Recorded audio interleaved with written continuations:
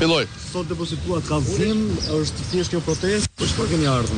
Sot kemi ardhur për të shtuar një kallëzim, është shtesë kallëzimit rreth asaj që un kam bërë një kallëzim që në mesin e marsit vitit 2025, pra, këtë muaj, ku un sot isha për të bërë një shtesë kallëzimit.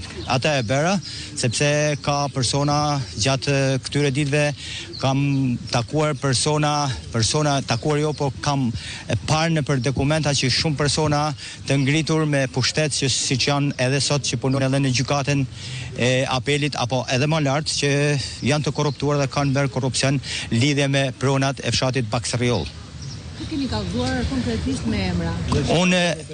Unë jam i hapur për çdo person sepse jam këtu publik dhe e kam marrë unë iniciativën që të vi këtu dhe ju falenderoj shumë ju mediave që jeni prezent sot këtu dhe jam shumë i kënaqur bashkë me këta fshatar që më duket se e njeh veten lishëm për treguar se si është vepruar mbi këto prona dhe mbi këta banor të fshatit Baksërriol. Pyetja, pyetja juaj është shumë e drejtë, veprimi është bërë, unë e di teknikisht edhe di krejt mirë sepse edhe në ëndër e di se cilët janë, unë nuk mund t'ja sqaroj, por emrat janë pikërisht. E pari që ka fillu falsifikimin është Fatmir Shpellsa, i cili ka është kryetari një force politike, cilës pa është nevoja e gjeni vetë se cila është, po, atëherë ishte LSI-s, sot i kanë ndruar emrin për arsyet e tyne. Personi tjetër është i cili ka bërë të gjitha dokumentat e falsifikume, unë i di si janë, dhe prokuroria duhet më pyesin dhe duhet më thirrin se si. Megjithëse prokuroria ka aftësi, ka mundësi që t'jenë pa. Emri tjetër kryesori është Vojsava Kola Osmani.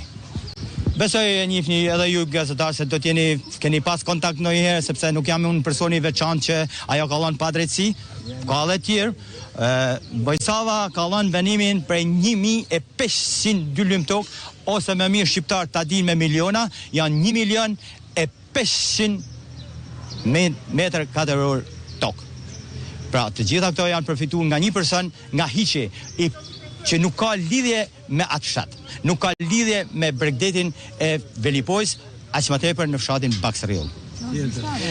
Kjo gjyqtare, pra, e thash gjyqtarja që ka lënë venimin, kurse antarët që janë aty unë e kam depozituar edhe këto venimin e zotit Shpellsa dhe janë venimin e apelit dhe janë aty gjyqtarët që kanë qenë antar të zojes Vojsava. Një tjetër gjyqtar që është po aq i korruptum është Astrid Kalaja. Astrid Kalaja shkatron nuk më prish puna e las ka kënë prej kinet, sepse kur ati tjetër ti merr pronën, i ke marrë jetën, i ke marrë shpirtin, unë atë e kam kallëzuar sot në SPAK, kam bërë shtesën SPAK, ku